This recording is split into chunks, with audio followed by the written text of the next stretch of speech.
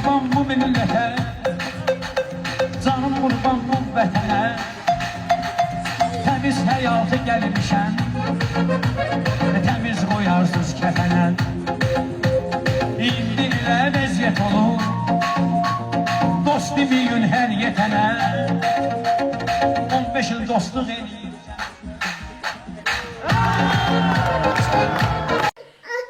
Değerli izleyiciler, bildiğiniz kimi Gülay balamızı bir neçə aydır ulserativ kolit xəstəliyinin müalicə etdiririk. Bağırsağındakı sancılar təbii ki dözülməzdir.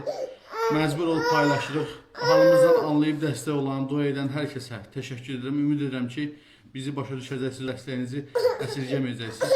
Allah heç kimə bizim kimi çarəsizlik nəsib eləməsin.